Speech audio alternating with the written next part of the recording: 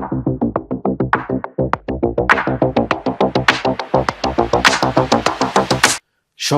অনেক অনেক প্রীতি ও শুভেচ্ছা জানিয়ে শুরু করছি আজকের ক্লাস। আমি মাহমুদ হাসান, কোর্স কোঅর্ডিনেটর ও টিচার, জীববিজ্ঞান বিভাগ, রেডিয়াম সায়েন্স একাডেমি। তো প্রিয় শিক্ষার্থীরা, এবার আমরা জানব এই ঘাসফড়িংয়ের শ্রেণীবিন্যাস সম্পর্কে।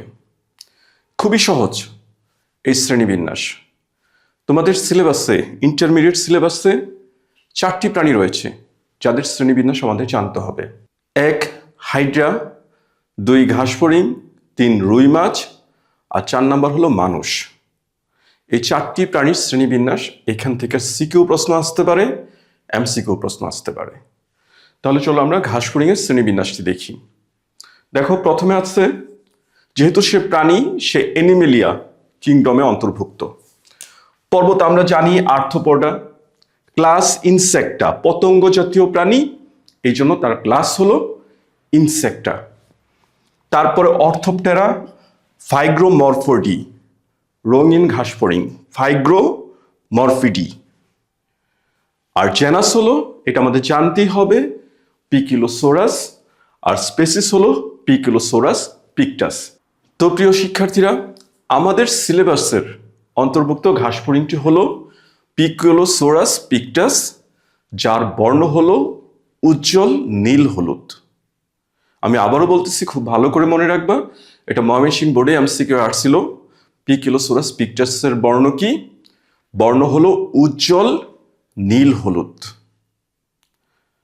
আর ঘাসফড়িংয়ের প্রায় 20,000টি প্রজাতি পুরো পৃথিবীতে রয়েছে, কিন্তু আমাদের বাংলাদেশে পাওয়া যায় মাত্র 20টি প্রজাতির ঘাসফড়িং। তাহলে চলো শ্রেণীবিন্যাসটি আবার একটু দেখি। এখানে অ্যানিমেলিয়া আর্থ্রোপোডা, ইনসেক্টা, এই নামগুলো তোমরা বহুবার শুনেছ। পতঙ্গ, পতঙ্গ হলেই তাকে আমরা বলি ইনসেক্ট, অর্থাৎ ইনসেক্টা শ্রেণীর সদস্য। তাহলে ফাইলাম, কিংডম, ক্লাস, কোনো অসুবিধা নাই। জেনাস আর স্পেসিস, পিকিলোসোরাস, পিকিলোসোরাস পিকটাস আমাদের মনে রাখতেই হবে। শুধু আমরা নতুন করে 2টি শব্দ পেলাম, একটি হলো তার ওয়ার্ডার, আরেকটা হলো তার ফ্যামিলি। ওয়ার্ডার অর্থোপটেরা, খুবই সহজ একটা নাম, অর্থোপটেরা, আর ফ্যামিলি ফাইগ্রোমরফিডি। অর্থোপটেরা, ফাইগ্রোমরফিডি, এই 2টি শব্দ জানলে হবে, তোমার শ্রেণীবিন্যাস ক্লিয়ার। আমি আবার বলতেছি, 2টি শব্দ, অর্থোপটেরা, ফাইগ্রোমরফিডি। প্রিয় শিক্ষার্থীরা, আমরা আরেকটা প্রশ্ন পরীক্ষাতে অনেকবার আসতে দেখেছি, তা হলো ঘাসফড়িংকে কেন পতঙ্গ বা ইনসেক্টাস শ্রেণীতে অন্তর্ভুক্ত করা হয়েছে। অনেকগুলো শ্রেণী রয়েছে, তার মধ্যে একটা হলো কীট। উল্লেখযোগ্য একটি হলো কীট, যাকে বলা হয় ক্রাস্টাসিয়া বা ম্যালাকোস্ট্রেসা। আরেকটি উল্লেখযোগ্য শ্রেণী হলো পতঙ্গ, ইনসেক্টা। যারা স্থলজ তাদেরকে আমরা বলি ইনসেক্ট বা পতঙ্গ, ইনসেক্টা শ্রেণীর সদস্য। আর যারা জলজ তাদেরকে আমরা বলি কীট, ক্রাস্টাসিয়া বা ম্যালাকোস্ট্রেসা শ্রেণীর সদস্য। তাহলে চিংড়ি হলো জলের কীট, সে ম্যালাকোস্ট্রেসা শ্রেণীর সদস্য। তাহলে চিংড়ি জলের কীট, চিংড়ি কিন্তু কোনো মাছ নয়, চিংড়ি হলো জলের কীট। আর ঘাসফড়িং, সে হলো স্থলের পতঙ্গ, ইনসেক্টাস শ্রেণীর সদস্য। তো ঘাসফড়িংকে এই পতঙ্গ বা ইনসেক্টাস শ্রেণীতে কেন অন্তর্ভুক্ত করা হয়েছে, তার কিছু উল্লেখযোগ্য বৈশিষ্ট্যের জন্য। চলো আমরা কয়েকটি বৈশিষ্ট্য দেখি। তার মধ্যে 3টি বৈশিষ্ট্য অনেক গুরুত্বপূর্ণ। এই 3টি বৈশিষ্ট্য আমি প্রথমে রেখেছি, আরো কয়েকটি বৈশিষ্ট্য আছে যা আমরা পরে দেখব।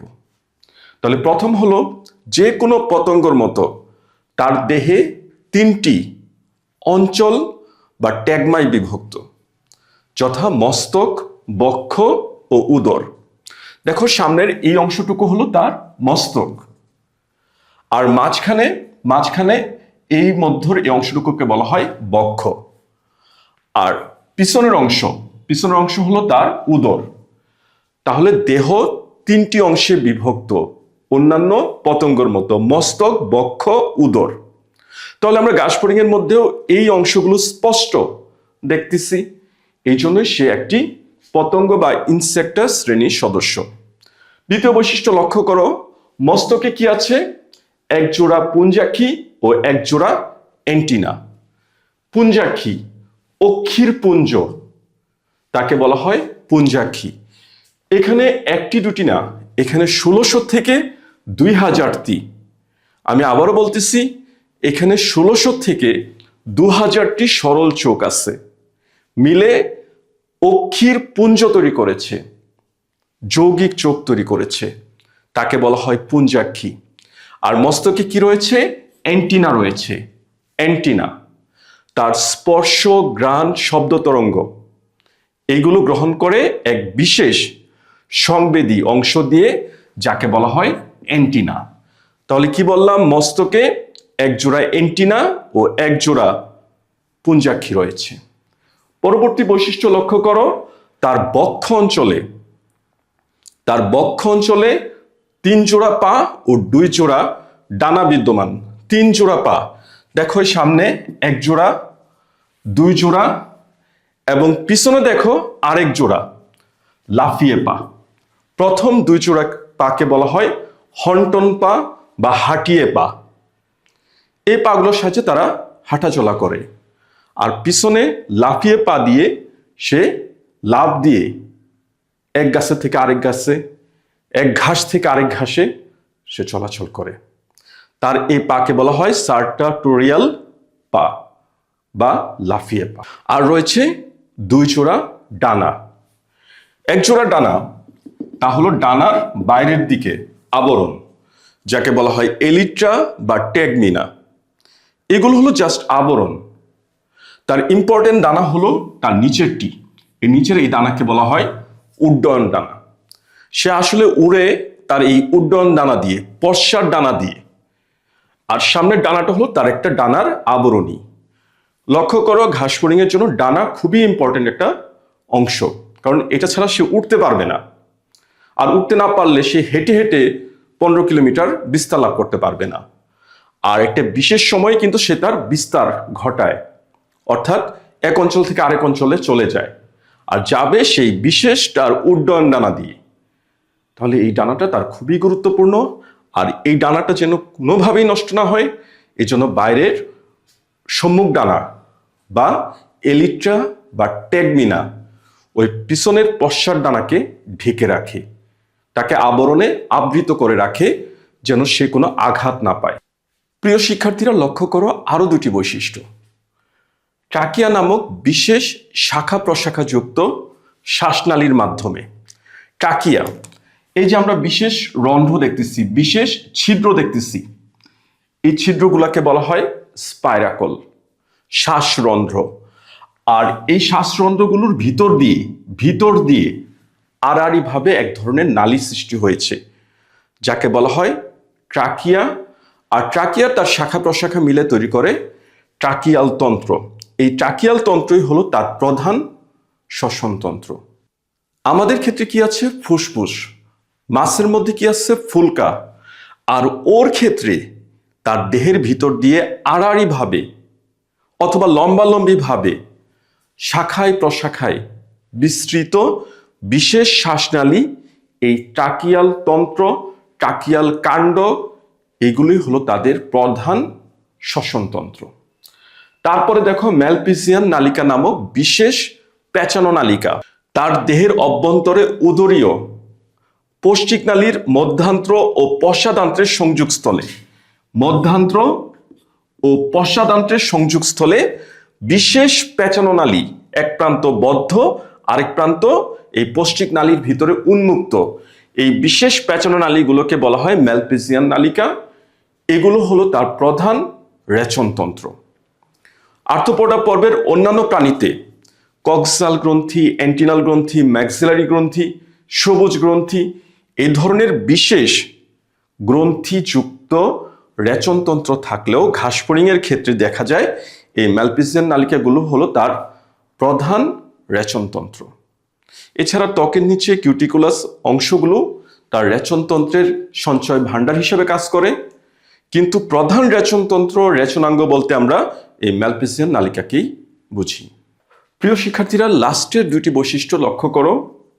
রক্ত সংবহনতন্ত্র উন্মুক্ত বা মুক্ত। রক্ত যদি সর্বদা নালীর ভিতর দিয়ে প্রবাহিত হয়, আমাদের ক্ষেত্রে যেমনটি হয়, হৃৎপিণ্ড থেকে রক্ত বের হয় একটি নালীর মাধ্যমে, যাকে আমরা বলি ধমনী।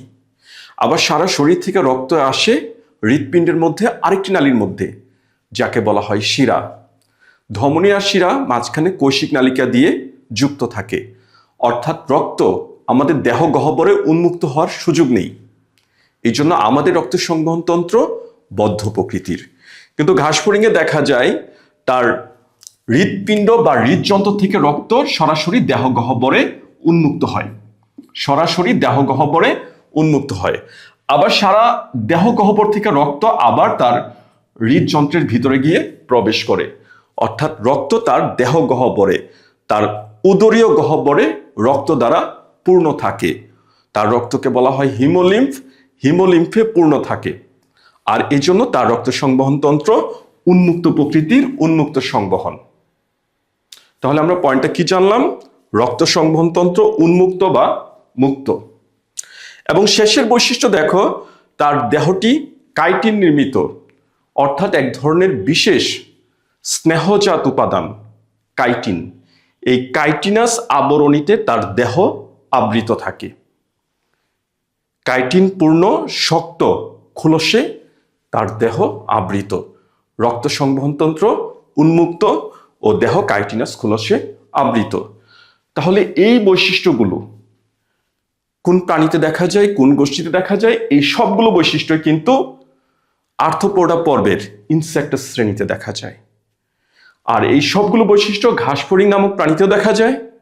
এই জন্য সে ঘাসফড়িংও একটি আর্থ্রোপোডা পর্বের ইনসেক্টাস শ্রেণীর এই গোষ্ঠীর প্রতিনিধিত্বকারী প্রাণী। এই জন্যই তাকে বলা হয় ইনসেক্টা বা পতঙ্গ শ্রেণীর সদস্য। সে নিজেও একটি পতঙ্গ।